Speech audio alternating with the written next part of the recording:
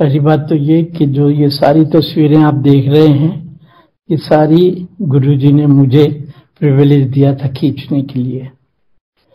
तो ऐसा था कि हमने जब गुरुजी के पास आना शुरू किया तो उनके वहां पे छोटे मंदिर में 2-3 तस्वीरें लगी हुई थी, तो जो इतनी खूबसूरत नहीं लग रही थी। तो मैंने कहा, गांधी ने मुझे कहा कि देखो रघुराय कि गुरुजी हमारे इतने शानदार इंसान और उनकी तस्वीरें अच्छी नहीं हैं, तो गुरुजी की तस्वीरें खींचनी। मैंने कहा बिल्कुल खींचे। तो हम गुरुजी के पास दोनों हाथ जोड़ के गए कि गुरुजी हमें अच्छी अच्छी तस्वीरें बनानी है। तो गुरुजी कहने लगे, हाँ हाँ जरूर बनाएंगे, ठीक है, बताऊंगा। तो दसांगा तो बट इट डिडंट हैपन।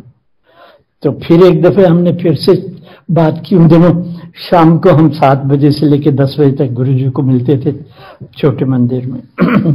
तो इसी तरह बड़े हफ्ते बीत गए। तो एक दिन मुझे क्या सूझा, मैं घर से निकल रहा था गुरुजी के वहां आने के लिए, तो मैं घर से कैमरा उठा लाया। तो मैंने गुरुजी के चरणों को छुआ और कैमरा रख दिया। कहते हो तू कैमरा लेके आ गया?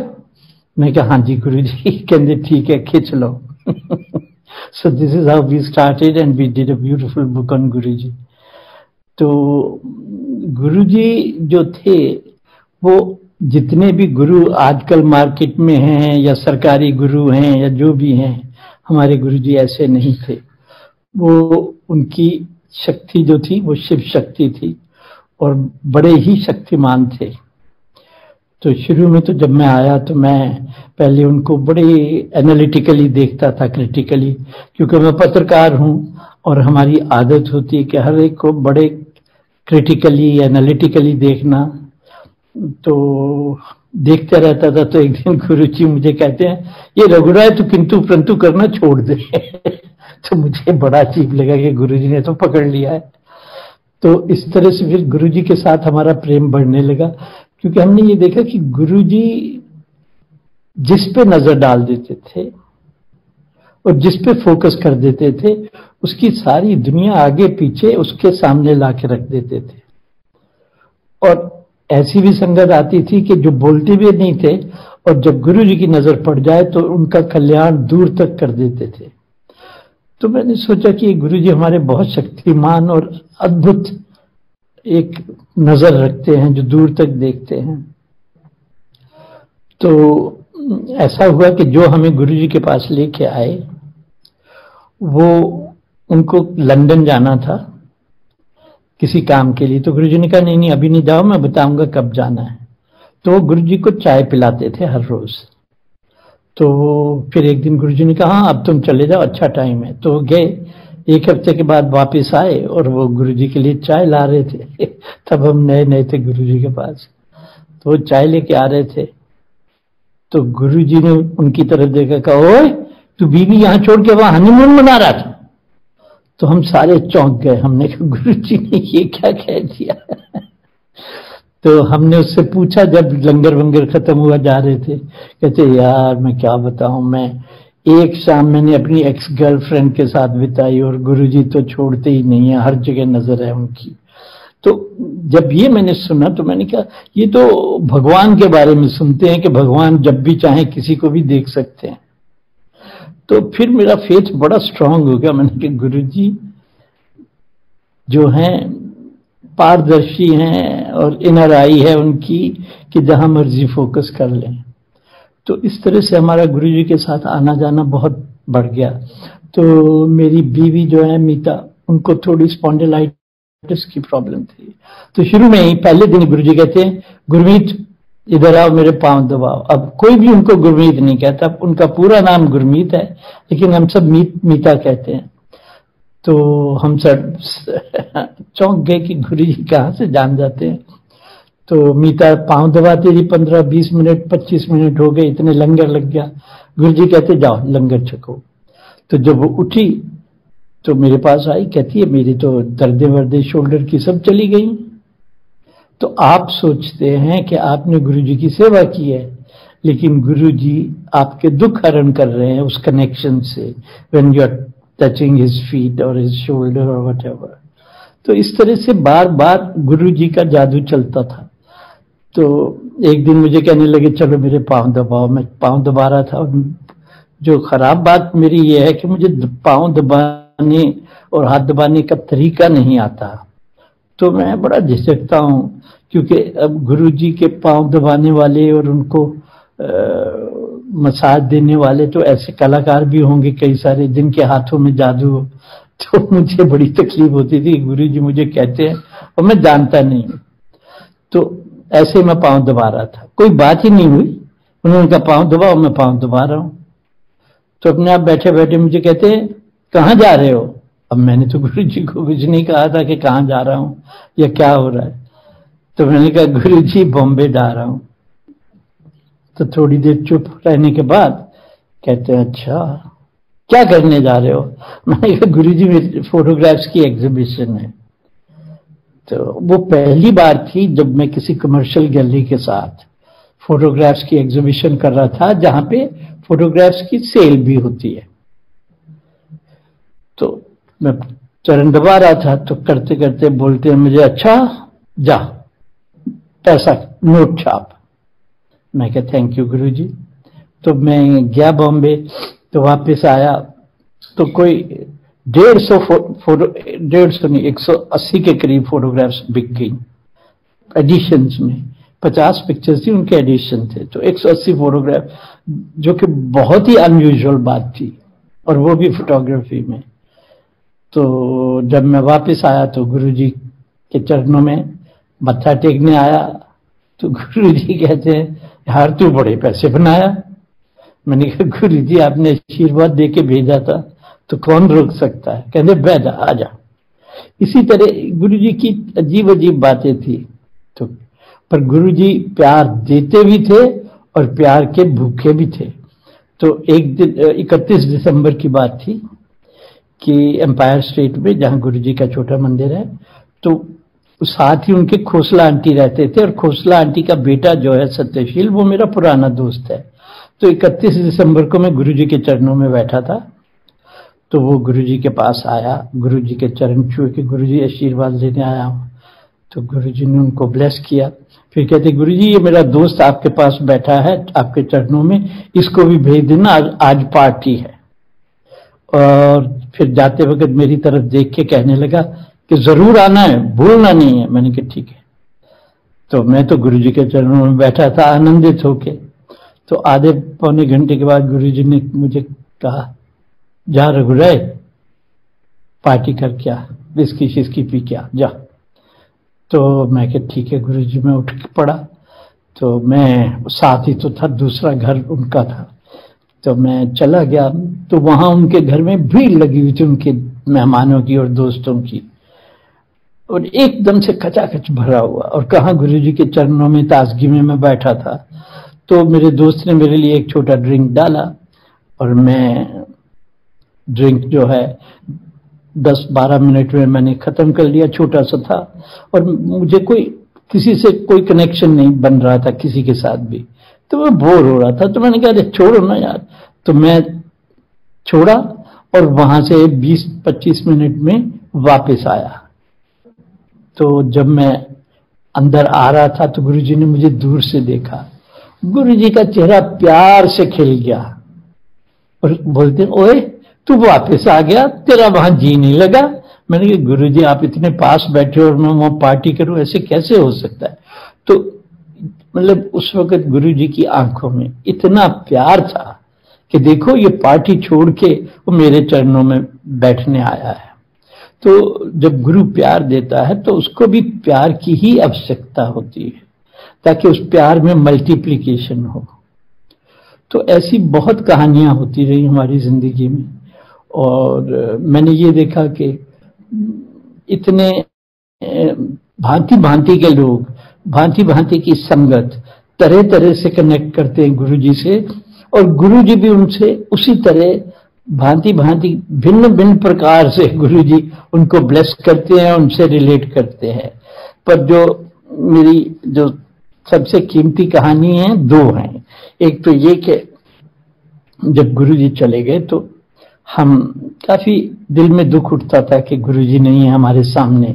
हालांकि जब एम्पायर स्टेट जाते थे या बड़े मंदिर आते थे तो हमें कमी नहीं लगती थी, लेकिन फिर भी उनकी प्रेजेंस जब हमने देखी है, उनके चरण छुए हैं, तो हमें अजीब लगता था। तो एक दिन हम संडे के दिन फार्म पे बैठे थे, सर्दियों के दिन थे, तो मीता आंटी भी और उनकी बहन, हमारे बच्चे सारे बैठे हैं। तो कोई 12-1 बजे का टाइम था और हम बड़े लोग जो थे, हमारे हाथ में वाइन के ग्लास थे। तो संडे का दिन था, हम वाइन पी रहे थे। तो नीता मुझे पूछने लगी कि देखा ना, बड़े दिन हो गए ना, गुरुजी के साथ कोई भी कनेक्शन, कोई भी वार्तालाप नहीं है। तो मैंने कहा कि ये तो कोई हमारे बस की बात नहीं है, जब गुरुजी करें तो करें, हम कैसे कनेक्ट करें। तो मैंने इतना कहा तो एक बटरफ्लाई आई, तो मेरे चक्कर काटने लगी बिल्कुल मेरे सिर के पास पास। तो जब 1, 2, 3, 4 इस तरह से कई चक्कर काटने लगी, तो मैंने कहा लो गुरुजी आ गए। तो चक्कर ही काटती गई बटरफ्लाई मेरे। तो मीता की बहन जो थी वो कभी गुरुजी से मिली नहीं है, तो उसने बड़े जोकिंगली कहा, रे तुम्हारे गुरुजी आ गए तो गुरुजी को वाइन पिलाओ ना। तो उसने इतना कहा, मैं हाथ में ग्लास पकड़े हुए हूं, तो जो बटरफ्लाई थी वो ग्लास के किनारे पे आके बैठ गई, लेकिन वाइन जो थी कोई 2-3 इंच नीचे थी उससे, किनारे से। तो वो बैठी है। मैंने कहा ले गुरुजी आ गए वाइन के लिए। तो वो फिर मजाक करती, कहती अरे वाइन तो नीचे है। तो वो बटरफ्लाई नीचे गई ग्लास के अंदर, वाइन को टच किया और फिर मेरे चक्कर काटने लगी।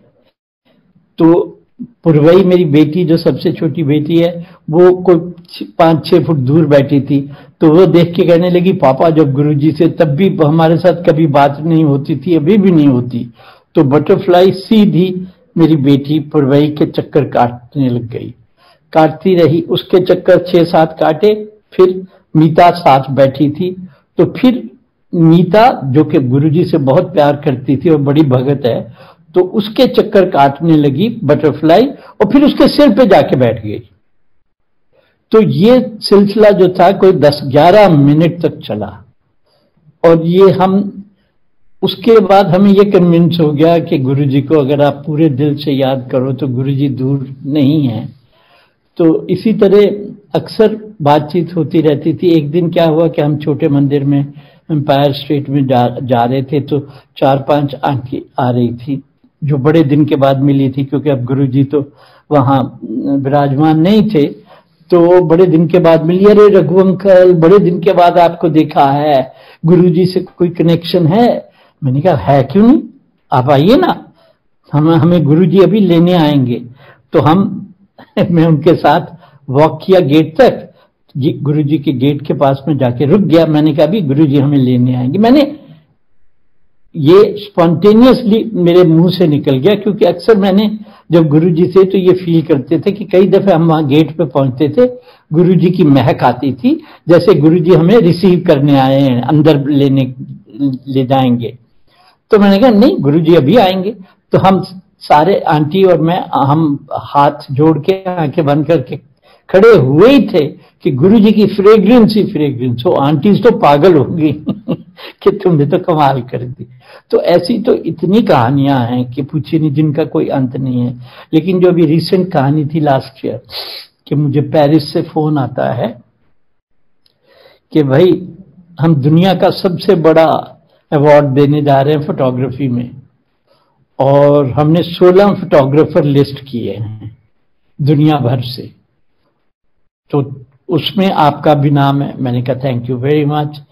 तो फिर कहने लगे कि अगर आप को पूरा नॉमिनेशन मिल गया तो आप एक्सेप्ट करेंगे? तो मैंने कहा हाँ हाँ, क्यों नहीं करूंगा। तो मैंने कहा कौन कौन से नाम है? तो उन्होंने जो नाम बताए, जेम्स नाचवे, लियोबोविट्स, ऐसे ऐसे बड़े बड़े नाम, जो वहाँ कोई अमेरिकन है, कोई फ्रेंच है, कोई जर्मन है, जो वहाँ कई साल से हमसे भी सीनियर। तो फोन रख दिया। नहीं, उन्होंने कहा कि हमें 2 दिन लगेंगे सारी पोर्टफोलियोज देखने में, और फिर हम आपको परसों शाम को बताएंगे क्या रिजल्ट है। पर मैंने सोचा कि ये एक तो कह रहे हैं 16 फोटोग्राफर चुने हैं और उसमें आप भी हैं और आप एक्सेप्ट करेंगे, मुझे क्यों पूछ रहे हैं अगर ये लोग उसके करीब नहीं है रिजल्ट के। तो खैर मैंने फोन रख दिया। तो मीता भी थी, अवनी भी थी, हम वहां श्रीनगर में बैठे थे, फोटोग्राफ कर रहे थे, शूट कर रहे थे। तो मैंने उनको बताया, मैंने कहा देखो यार गुड न्यूज यार कि ऐसा हुआ है और मेरा भी नाम उन 16 फोटोग्राफर में है। तो फिर मैंने सोचा कि ये इतने बड़े बड़े नाम, मुझसे भी सीनियर लोग हैं जिनके काम हम एडमायर करते हैं। तो मैंने सोचा अरे यार मैं तो किसी को मिलता हूं, ना आता हूं, ना जाता हूं, तो ये तो ठीक है मेरा नाम 16 में आ गया, पर ठीक है। तो मैं ऐसे ही बैठा सोचा ही था कि एकदम से मुझे ख्याल आया कि मैंने कहा अरे अगर गुरुजी ने बटन दबा दिया तो कौन रोक सकता है। तो उन्होंने मुझे कहा था कि मतलब the day after they will let me know the result. तो मैंने कहा ठीक है अभी तो टाइम है जो भी है, पर गुरुजी ने बटन दबा दिया तो कौन रोक सकता है। 2 घंटे के बाद मुझे फोन आ गया कि mister Rai you won it. मैंने कहा कैसे जी? कहते हैं कि everybody finally they didn't want to see other photographers work anymore because yours was the best portfolio, so everybody voted that let's not waste time. तो अब ये जो था अवार्ड इतना बड़ा था कि उसमें बहुत बड़ा अमाउंट भी था और दूसरी बात ये थी कि दुनिया के लिविंग फोटोग्राफर्स में से who is the best kind of award it was. तो ये गुरुजी की कृपा के बिना तो हो ही नहीं सकता है। तो ऐसी कृपा है गुरुजी की। और अभी भी मैं छोटे मंदिर गया था, वहां लंगर किया, माथा टेका, गुरुजी की यही ब्लू बैकग्राउंड वाली तस्वीर लगी थी, तब से लगी हुई है। तो मैं गुरुजी की तरफ देख रहा था और उनकी गद्दी जहां हम उनको मिलते थे कि गुरुजी जहां विराजमान होते थे, तो मैं बड़ा इंटेंसली फोकस करके गुरुजी के चेहरे फोटोग्राफ को देख रहा था जो लविंग स्माइल इसमें है, और साथ गद्दी को देख रहा था। और मैं सोच रहा था गुरुजी आप अगर यहां बैठे होते तो कितना आनंद होता। पर फिर मुझे ख्याल आया जब मैंने आंखें बंद की कि सचमुच में फिजिकली अगर गुरुजी मैं उनको छू नहीं सकता हूं, उनकी एनर्जी और उनकी प्रेजेंस इतनी स्ट्रांग है आज भी कि सिर्फ यही है कि बस आप छू नहीं सकते हैं, but he is always there for us. तो ऐसी ऐसी बहुत सारी बातें होती रही इन बिटवीन भी। और मेरी बेटियां जो हैं जब गुरुजी के चरणों में जाते थे तो एक 6 साल की थी और एक 8 साल की थी, और आज वो जवान 24 साल की और 26 साल की हो गई हैं। और आजकल देखिए आजकल के लड़के लड़कियां ड्रग्स लेते हैं, मूवीज देखते हैं, भागते हैं, पार्टीज करते हैं, दारू पीते हैं। हमारी बच्चियां, उनको पता है कि गुरुजी सब देख लेते हैं, तो वो ऐसा कुछ नहीं है और उनमें इतना प्यार है और गुरुजी के लिए इतनी भक्ति है कि गुरुजी हमारा धन, जो मैं और मेरी बीवी हम ये सोचते हैं कि हमारा धन जो है हमारी बेटियां हैं, कि इतनी लविंग, इतनी ठहरी हुई और इतनी सेंसिटिव हैं, ये गुरुजी की देन है। तो ऐसे ऐसी बहुत कथाएं हैं छोटी छोटी जो चलती रहती हैं। एक दफे एक संगत के और गुरुजी के पुराने भगत हैं, उन्होंने भी गुरुजी को ये बात कही थी कि गुरुजी आपकी तस्वीरें जो खींची हुई है ना फ्लैश से और ये सब अच्छी नहीं है, तो गुरुजी हमें अच्छी फोटो खिंचवानी है। और ये बहुत पुरानी बात है, जब मैं गुरुजी से अभी मिला भी नहीं था। तो गुरुजी ने उनको कहा कि देखो जब मेरा फोटोग्राफर आएगा ना आप सब देखोगे कि क्या तस्वीरें बनी हैं। तो गुरुजी की लीला बहुत निराली है। और एक उन दिनों सिंगला अंकल थे जो गुरुजी के बड़े सेवादार थे। तो वो बेचारे लोअर मिडिल क्लास के बंदे हैं, तो उन्होंने एक सेकंड हैंड मारुति खरीदी, जिन दिनों मारुति चली थी कार। तो वो he could afford only a second hand car. तो जिन्होंने उनको बेची तो उन्होंने कहा कि भाई 18 किलोमीटर देती है एवरेज। तो उन्होंने खरीद ली सेकंड हैंड मारुति। अब सेकंड हैंड मारुति 18 किलोमीटर कैसे दे?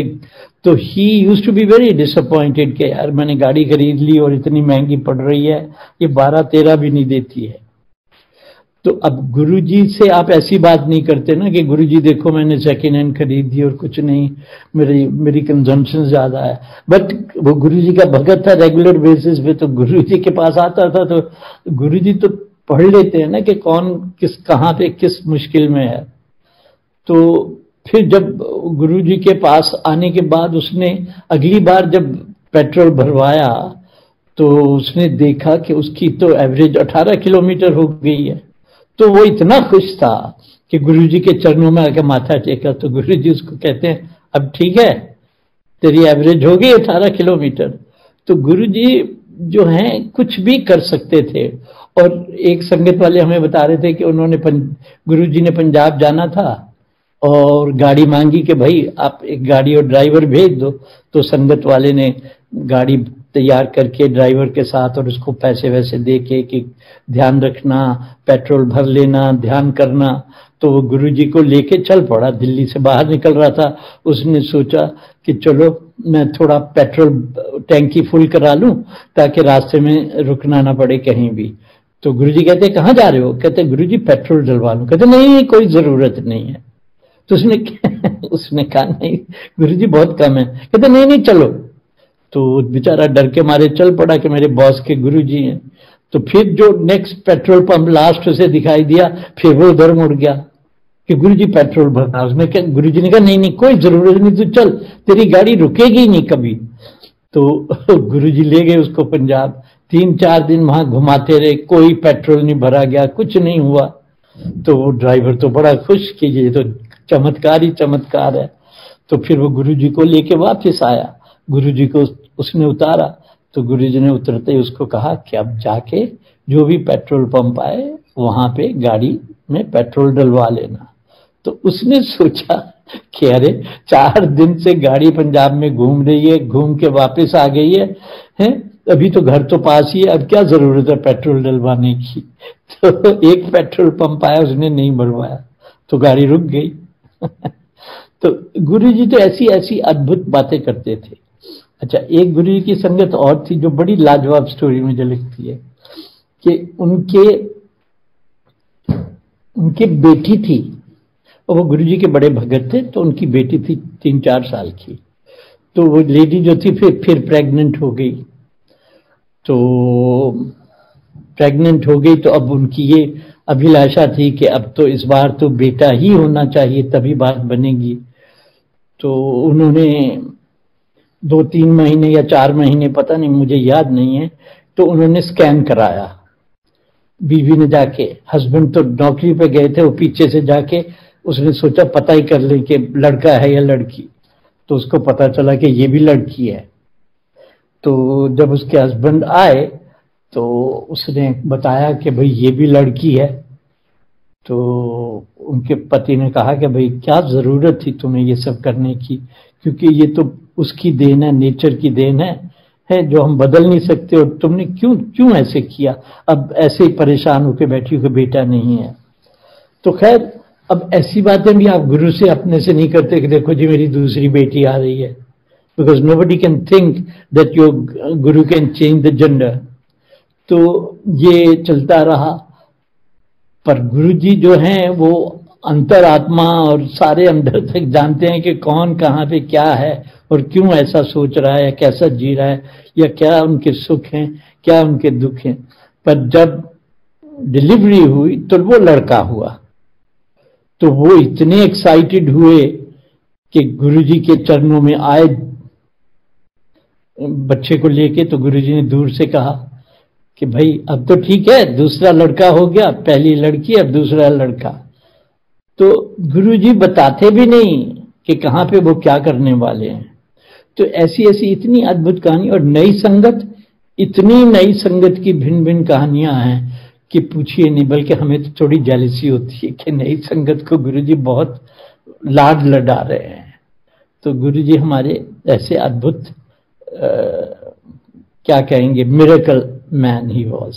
और ये भी कि जब मैं चला जाऊंगा तो इतनी शक्ति छोड़ के जाऊंगा कि अभी तो आप सीधे चले आते हैं मेरे पास तो फिर आप लाइनों में लग के आओगे।